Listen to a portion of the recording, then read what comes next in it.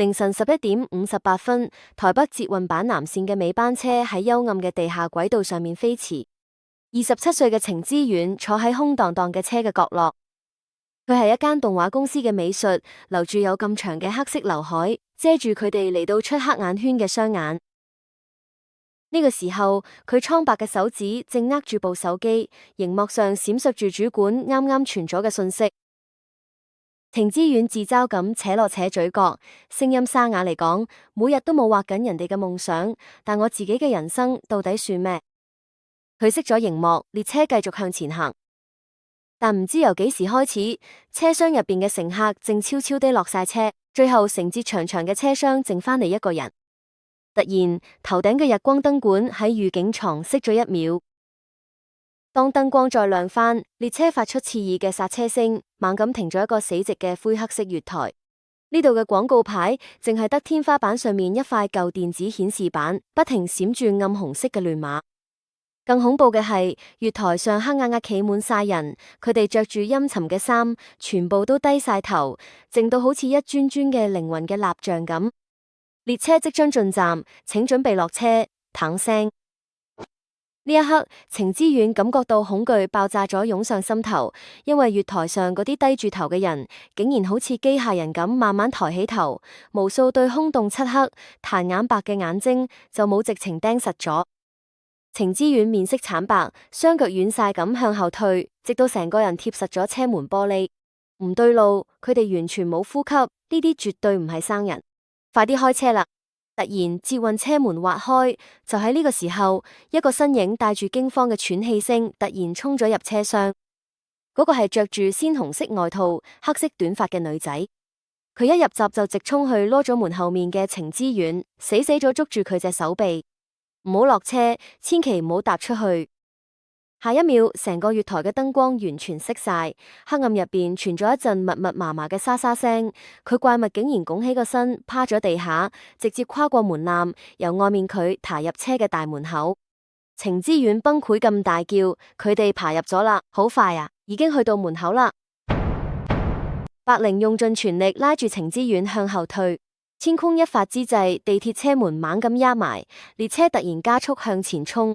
當車廂再次恢復翻明亮嘅白光時，窗外又變翻做平時嘅隧道，但係嗰個着住紅色外套嘅女仔仲企喺佢面前，眼神平靜到好似一潭死水咁。白靈語氣冰冷，佢半點感情嚟講，你俾佢見到佢。佢轉身行去下一節車廂，嗰幕鮮紅色外套嘅昏暗嘅列車走廊度慢慢淡咗，最後喺車廂入邊消失咗。程之遠大聲叫：等一等，你到底講緊咩啊？唔好走啊！第二日中午，動畫公司喺辦公室同平時一樣，但對程之遠嚟講，熟悉嘅日常已經開始慢慢剝落。喺茶水間入邊，有位同事拎住個水杯行入閘，就喺同事轉身行翻去自己位嗰一刻，程之遠突然發現另一個攞住文件行過去嘅同事喺刺眼嘅日光燈底下，腳下竟然一片空白，完全冇影。程之遠這馬克杯跌咗落地下，摔到爛晒。佢驚恐咁追從出去，但走廊上面一個人都冇。台北開始落起滂沱大雨，夜晚一啲，恐懼感就更加肆虐。放工返屋企路上，程之遠見到十字路口旁邊有個着住灰色西裝嘅男路人，竟然好似壞咗嘅錄影帶嚟，喺原地機械式咁重複住前行一步後退一步嘅動作。程之遠嚇到一路狂奔返自己細公寓，佢反鎖劏房門，靠住門大口喘氣。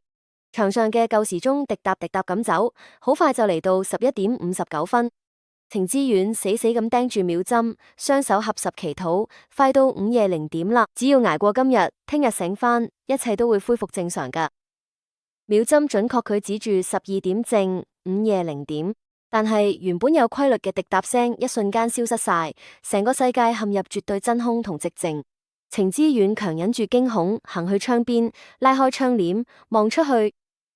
程之遠對住極度震驚嘅瞪大雙眼，講：呢個係咩嚟㗎？外面個世界好似俾人冰封咁樣，馬路上面車全部定咗個原位。最離譜嘅係，天空落緊嘅無數雨點，竟然變咗一粒粒圓形水珠，靜止從懸浮咗半空。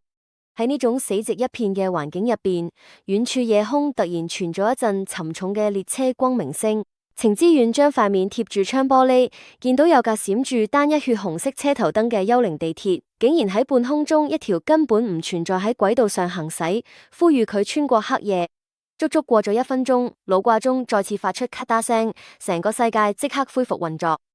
幾日之後，已經接近崩潰嘅程之遠睇落住大雨嘅捷運站出口，再次攬住嘅白靈，睇掉低把雨傘喺大雨入邊歇斯底里嘅睇住嚟。程之遠喺大雨入邊大聲嗌，塊面分唔清係眼淚定係雨水。我哋世界已經開始崩潰啦！時間停頓，冇影啲人，你要我點樣當咩都冇發生過？嗰晚我見到嗰個啲人嘅車站到底係咩地方？白靈把聲壓得好輕，帶住刺骨嘅冰冷嚟講，嗰個月台係真係存在噶，佢係俾呢個世界徹底遺忘咗嘅人最後會去嘅地方。白靈眼神空洞咁望住落雨嘅景色，慢慢咁講，嗰啲失去存在感、冇人理、俾社會抹走晒生存痕跡嘅人，就會喺深夜俾嗰架尾班車載走。第一次見到嗰個月台嘅人仲可以翻轉頭，但如果第二次再見到，你就絕對冇得翻嚟噶啦。講完之後，白靈轉身就喺灰色暴雨入邊迅速消失咗。當晚，程之遠返到公寓，喺電腦度瘋狂咁揾資料，終於喺論壇揾到一個討論串，寫住板南線深夜唔存在嘅灰黑色車站。但係當佢試下咗去下一頁嗰陣，熒幕突然劇烈閃爍，網頁一瞬間變成一片慘白。下一秒顯示呢篇文章已經被刪除。唔止得呢一篇，連佢有關嘅都市傳說同發文都一頁一頁，活生生佢哋喺眼前無啦啦消失晒。程之遠無力佢哋坐喺張椅上，雙眼改嘅，連存在過嘅網絡記錄都要抹走得乾乾淨淨。睇下一個會唔會就輪到我？俾恐懼壓到透唔到氣嘅程之遠，周末佢哋返鄉下老屋，佢充滿舊物霉味嘅房間入邊，佢揾翻一本15年前嘅舊相簿出嚟。當佢翻到一頁係自己12歲小學畢業旅行喺遊樂園影嘅彩色相嘅時候，佢瞳孔即刻收縮晒。喺12歲嘅自己背後，熱鬧嘅遊樂園背景邊緣，靜靜企住一個細路女。唔可能，呢個唔可能係真嘅。紅色外套，黑色短頭髮，根本就係白靈。箱入邊嗰個企喺15年前嘅女仔，無論係五官、身形定係嗰件紅色舊外套，都同前幾日遇到嘅白靈一模一樣。完全冇半點變老嘅跡象，相係15年前影噶，點解佢而家同以前一模一樣噶？白靈，你究竟係邊個？巨大嘅謎團激發佢哋內心最深層嘅決心，佢將舊箱塞入褲袋，毅然衝出老屋大門，瘋狂咁向住藏住答案嗰座城市奔去。當晚深夜11點57分，空無一人喺板南線月台吹過一陣強勁嘅過堂風，傳說中嗰架尾班車慢慢咁滑入咗月台。車門打開，入面閃爍住暗淡嘅黃色光芒。程之遠深深吸咗一口氣，毅然跨過咗車門門檻。佢對眼閃爍住前所未有嘅決絕。白靈，如果你喺入邊嘅話，請你答我。今次我絕對唔會再走避。深夜0點正，列車再次停喺灰黑色嘅0點月台。車門滑開，外面嘅水泥月台上依舊擠滿咗深深低着頭嘅灰色人影。程之遠緊貼喺車廂門之後，朝住外面大嗌：白靈，你喺邊度？出嚟見我！隨住佢嘅喊聲，人群向兩側分開。嗰抹鮮艷嘅紅色外套再度緩緩走咗出嚟。白靈輕輕咁搖頭，聲音帶住咗哭腔：你點解就係唔聽話噶？第二次嚟到呢度就再翻唔到轉頭。程之遠激動咁出嗰張舊相，因為我揾到咗呢個。白靈，話我知真相，你究竟係邊個？白靈嘅視線落嚟喺舊箱上，眼淚無聲咁流落嚟。因為你係我哋呢個世界上唯一留低嘅記憶貓點啊！15年前，我因為意外死咗，所有人都唔記得我，被世界徹底遺忘嘅人就會睇到呢個0點月台。但係淨係得你，因為你仲記得我，我先可以保持住人類咁樣。警告，停留時間已到，請閂門。瞬間，月台上成百上千個灰色人影爆裂咁抬起頭，佢哋對眼發出猩紅色嘅光芒，佢哋好似黑色潮水咁瘋狂咁沿住月台向住車門口爬入咁。白靈面色大變，死命想抽翻隻手，大聲嗌：佢哋發現你啦！之遠，快啲放手，翻你原本嘅世界啦！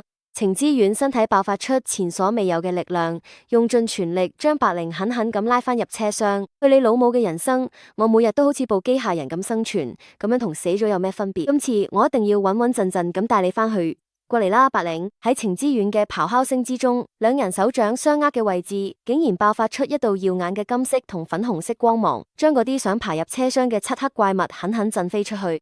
千鈞一髮之際，捷運車門砰一聲巨響，硬生生咁關埋。列車以超乎極限嘅速度喺隧道入邊狂閃，將灰黑色月台完全拋甩咗後面。車廂入邊嘅日光燈恢復咗穩定嘅橙黃色。晴之苑同白靈兩個人喺捷運地板上大口大口咁喘氣。晴之苑慢慢坐翻起身，溫柔咁微笑，因為我應承過你，我絕對唔會再忘記你。只要我仲生存多一日，你喺呢個世界上嘅痕跡就由我哋做你嘅證人。白靈呆呆咁望住佢，跟住露出嚟呢15年嘅第一個燦爛嘅笑容。列車衝出咗黑暗嘅地底隧道，窗外係台北清晨嘅日出，天空被染成咗夢幻嘅粉巨色同金色。朝陽嘅光輝灑進車廂，列車滑進咗一座明亮整潔嘅現代捷運站，外面到處都係活生生正準備通勤嘅平凡通勤族。車門滑開，晴之苑感受住微風同陽光嘅溫度。翻嚟啦，我有影子啦，你都有影子啦，世界變翻去啦，好溫暖，多謝你。之苑，走啦，去過屬於我哋真正嘅全新人生。喺清晨熱鬧嘅上班人潮中，身穿紅外套嘅少女與青年手牽着手，消失喺陽光燦爛嘅月台階梯之上。